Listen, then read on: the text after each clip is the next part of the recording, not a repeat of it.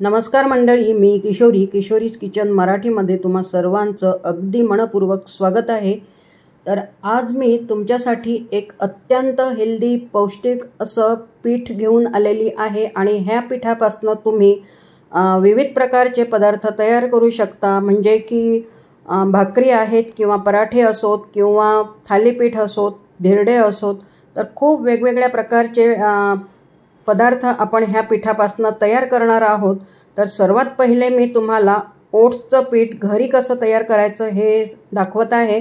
तर त्यासाठी मी इथे 1 पाव ओट्स घेतलेले आहेत आणि ते मंद आचेवर अगदी भाजून घ्यायचे आहेत। तर 3 ते 4 मिनिटांमध्ये छान असे हे भाजले जातात।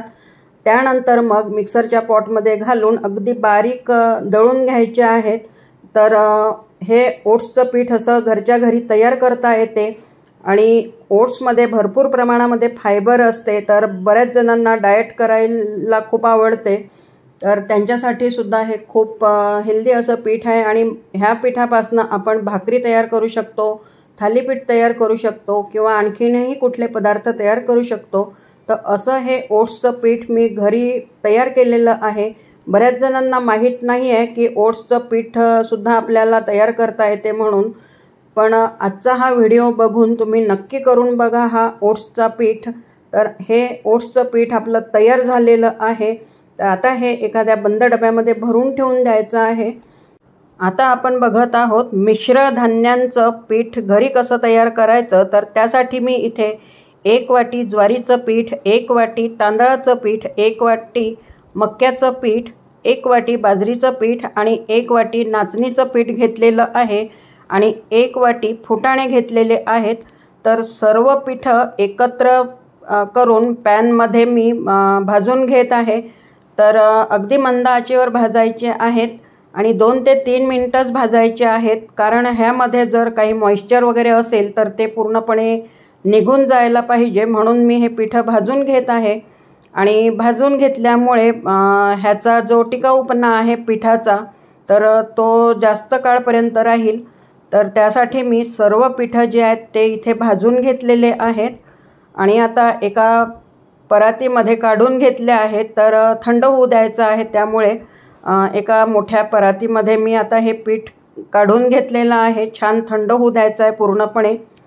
हे पीठ आणखीन पौष्टिक, आणखीन चविष्ट बनविण्यासाठी त्यामध्ये 2 मोठे चम्मच धणे, 1 चम्मच जिरं, 1 चमचा ओवा आणि 1 चमचा मेथी दाणे घेतलेले आहेत। तर ते सर्व भाजून घेत आहे आणि हे जे पीठ आहे ते कुणाला डायबिटीज असो किंवा ब्लड प्रेशर असो किंवा मग कुणाला डाएट करायचं असो, तर प्रत्येकांसाठीच आवश्यक असं हे पीठ आहे आणि प्रत्येकांनीच आपल्या घरी अशा प्रकारचं पीठ तयार करून ठेवायलाच पाहिजेत। आता ह्यामध्ये मी शेंगदाणे घेतलेले आहेत। तर 1 छोटी वाटी शेंगदाणे घेतले आहेत, भाजून घेतले, छान लालसर असे भाजून घ्यायचे आहेत। त्यामध्येच आता मी 1 वाटी तीळसुद्धा घालणार आहे। तर तीळ मी भाजून घेत आहे। तर तीळसुद्धा खरपूस असे भाजून घ्यायचे आहेत। तर सर्व पदार्थ आपण ह्या पिठामध्ये घालत असल्यामुळे खूप पौष्टिक असं हे पीठ तयार होते। फुटाणेसुद्धा मी थोडे भाजून घेतलेले आहेत, फुटाणेसुद्धा मी बारीक करून घेतलेले आहेत। हे आता मी इथे ओट्सचं पीठ घातलं आहे 1 वाटी आणि फुटाण्यांचं सुद्धा पीठ तयार झालेलं आहे। तर ते सुद्धा मी आता ह्या पिठामध्ये घालून घेत आहे। तर सर्व पिठं एकत्र करून घ्यायचे आहेत।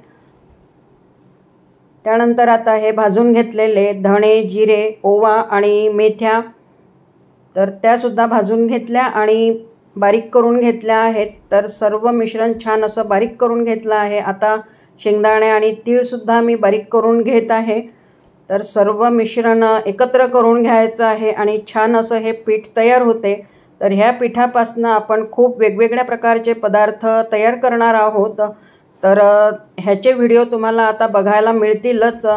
तर खूप छान हेल्दी आणि पौष्टिक असं हे पीठ तयार झालेलं आहे आणि हे पीठ जे आहे ते 1 ते 1.5 महिना अजिबात खराब होत नाही, छान राहते।